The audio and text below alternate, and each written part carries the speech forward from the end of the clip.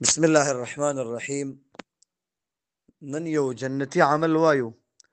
رسول الله مبارک علیه الصلاۃ والسلام فرمای څوک چې سلوي خورزي پر لپسې په جمع باندې منځو کی خو دسی په جمع منځو کی چې تکبیر اولام تلاړ نشي، یعنی د امام سره یو ځای الله اکبر وکي، نو دی انسان د پاره دو براءت او دو خلاصي دي.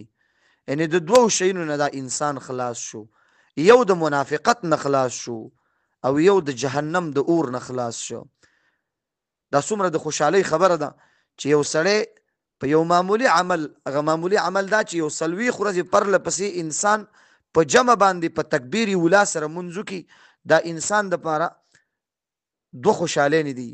یعنی د دوو سیزونو نه دا انسان خلاص شو، یو د منافقت نه چې منافقت نه سړی خلاص شي صحیح مسلمان شو، او یو د جهنم نه خلاص شو نو چې جهنم نه سړی خلاص شو دا جنتی شو.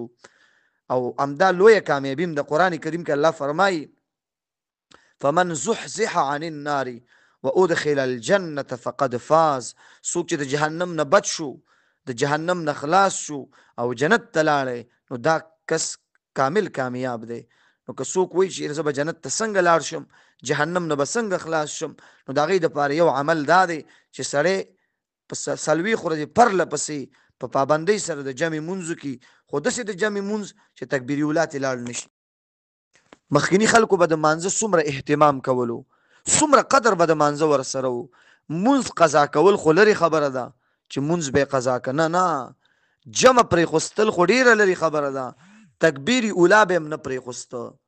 یو عالم دی د دیوبند، یو لوی عالم دی، یو ځای ته راغی، یو ځای کې میلمه شو، نو جومات ته ننوته، خلک ورته ستړي مشي ته پاڅېده.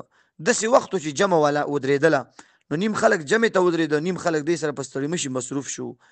نو دی چې څو دی جومات ته صف ته ځان را رسولو، نو هغه امام رکوع ته تللی و، نو دی هم رکوع کې ورسره شریک شو.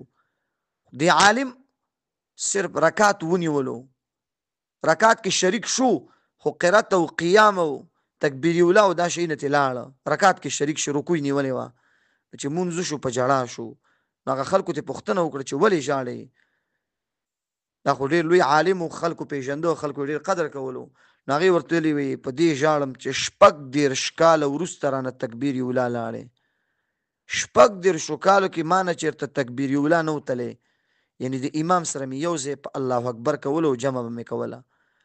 36 کالو کې موږ او تاسې به منځونه څومره قضا کړي، جمع خو پرېږده چې جمع به هم څومره پرېښي، تکبیر اولا خو پرېږده چې موږ به مونځ څومره قضا کړی، هغې به مونځ قضا کول نه، جمع نه، تکبیر اولا چې امام سره یو ځای الله اکبر دی هغه به هم نه پرېښوسته. بل حدیث کې راځي تکبیر اولا دا د دنیا او دنیا کې چې څه شی دی د ټولو نه بهتر دی، دا امام سره یو ځای الله اکبر کول.